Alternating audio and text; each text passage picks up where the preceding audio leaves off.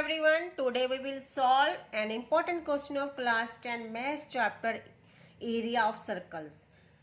चलिए question read करते हैं. Find the area of the shaded region in the given figure. Take pi equal to 3.14. ये figure जो यहाँ पे ड्रॉ है ये हमें क्वेश्चन के अंदर गिवन है और वो बोल रहे हैं कि find the area of the shaded reason. किस शेडेड रीजन का एरिया फाइंड आउट करें. अब इस फिगर को देख के हमें क्या समझ आ रहा है कि अगर हम इस पूरे सर्कल के एरिया में से इस रेक्टेंगल के एरिया को माइनस कर दे तो हमें एरिया ऑफ शेडेड रीजन मिल जाएगा. ठीक है, इस पूरे सर्कल के एरिया में से अगर हम इस रेक्टेंगल के एरिया को माइनस करते हैं तो हमें एरिया ऑफ शेडेड रीजन मिल जाता है. तो वही करेंगे. लिखते हैं एरिया ऑफ शेडेड रीजन किसके इक्वल होगा. Area of shaded region equal to होगा area of circle minus area of rectangle. ठीक है, समझ आया आपको. अब एरिया ऑफ सर्कल किसके इक्वल होता है. Pi R square minus area of rectangle किसके इक्वल होता है. L multiplied by B.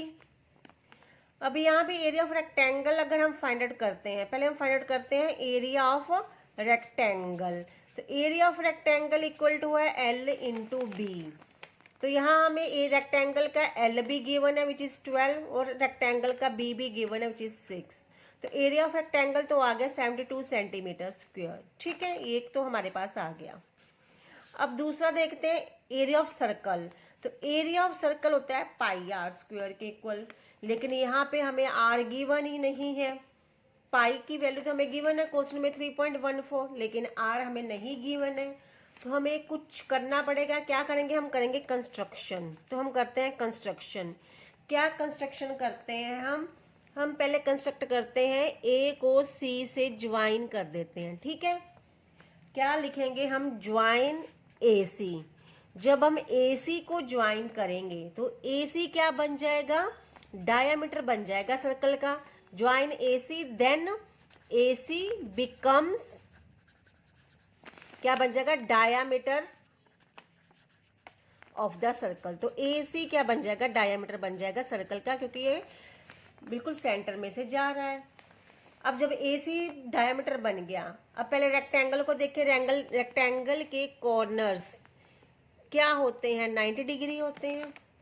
यहाँ क्या बन रहा है, एक ट्रायंगल बन रहा है. ठीक है, ये ट्रायंगल बन रहा है, राइट एंगल ट्रायंगल बन रहा है. इसकी ये लेंथ हमें गिवन है 12 सेंटीमीटर, ब्रेड्थ हमें गिवन है 6 सेंटीमीटर. ठीक है, अपोजिट साइड्स क्या होती है, इक्वल होती है रेक्टेंगल की. तो यहाँ पे ये गिवन है, ये गिवन है हमें, और हमें क्या फाइंड आउट करना है, ए सी फाइंड आउट करना है. तो जब राइट एंगल ट्रायंगल होता है तो हम पाइथागोरस थ्योरम लगा सकते हैं.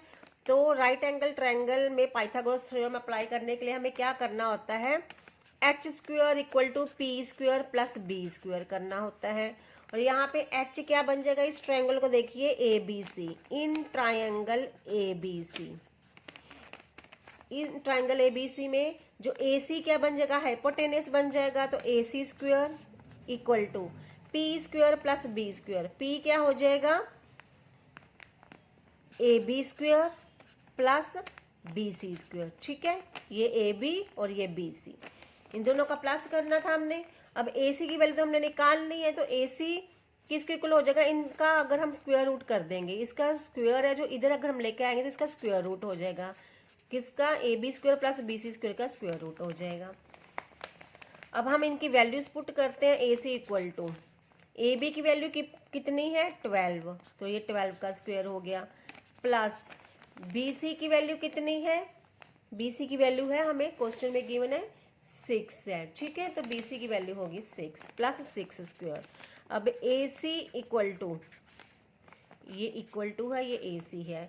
12 को स्क्वायर होता है 144 प्लस 6 स्क्वायर. 6 स्क्वायर क्या होता है 36. 6 स्क्वायर होता है 36. नहीं, ये गिवन, ये 6 गिवन नहीं है, ये 5 गिवन है क्वेश्चन के अंदर. सॉरी फॉर माय मिस्टेक, ये 5 गिवन है. तो यहाँ हम क्या लिखेंगे 5 स्क्वायर. तो 5 स्क्वायर क्या हो जाएगा 25. ठीक है, तो यहाँ 144 प्लस 25 हो जाएगा 169. तो 169 का स्क्वायर रूट क्या होता है 13. ठीक है, तो हमारे पास AC की वैल्यू आ गई 13 और AC क्या है, डायमीटर है, तो इट मीन्स हमारे पास डायमीटर की वैल्यू आ गई। डायमीटर किसके इक्वल आ गया है, डायमीटर इक्वल टू किसके है, AC के, और AC कितना है 13। तो हमारे पास रेडियस कितना हो जाएगा, हाफ ऑफ डायमीटर। क्या होता है, रेडियस होता है, तो 13 का हाफ करेंगे तो 6.5 सेंटीमीटर क्या आ गया, हमारा रेडियस आ गया। ठीक है, अब हमें रेडियस मिल गया। अब हम area of circle find out करेंगे, क्योंकि हमें चाहिए area of shaded reason find out करने के लिए।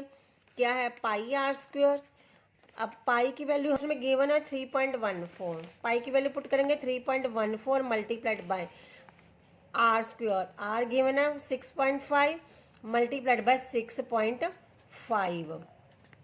अब ये 314 अपॉन 100, ये भी 65 अपॉन 10 मल्टीप्लाइड बाय 65 अपॉन ये भी 10 हो जाएगा। अब इन सबको अगर हम सॉल्व करेंगे तो ये हो जाएगा, ये 13 5 के टेबल में कट हो गया, ये होगा 2, ये भी 5 के टेबल में कट हो गया, 13 अपॉन 2, 2 1 ज़ा 2, इसके कट करेंगे तो 157। अब हमारे पास बचा 157 multiplied by 13 multiplied by 13 upon 100 multiplied by 2। इन तीनों को मल्टीप्लाई करेंगे, 157 मल्टीप्लाइड बाय 13 मल्टीप्लाइड बाय 13 करेंगे तो हमारे पास आएगा 26533 अपॉन 200। अब 26533 अपॉन 200 को डिवाइड करेंगे तो हमारे पास आएगा 132.665 सेंटीमीटर स्क्वायर। क्या आ गया हमारे पास, एरिया ऑफ सर्कल आ गया। अब area of shaded reason find out करना था हमने, तो एरिया ऑफ शेडेड रीजन किसके इक्वल हमने बताया था, area of circle minus area of rectangle. Area of circle भी हमारे पास है और एरिया ऑफ रेक्टेंगल कितना था, 72 था। तो एरिया ऑफ सर्कल कितना है, 132.665 में से माइनस करेंगे 72 एरिया ऑफ रेक्टेंगल। इनको माइनस किया तो अब यहाँ पे हमने क्या लेना था, एरिया ऑफ रेक्टेंगल 5 लेना था, तो ये भी 60 बन जाएगा। ठीक है, क्योंकि यहाँ हमने 6 ले लिया था तो ये 5 था। ठीक है, ये भी करेक्शन कर लीजिएगा आपको। तो 1 यहाँ हो जाएगा, 60 हो जाएगा। इसको माइनस करेंगे तो हमारे पास आएगा 72.665 centimetre square area of the shaded reason. ठीक है, ये वीडियो आपको कैसी लगी आप मुझे कमेंट सेक्शन में बताइए और इस चैनल को सब्सक्राइब कीजिए। Thank you so much.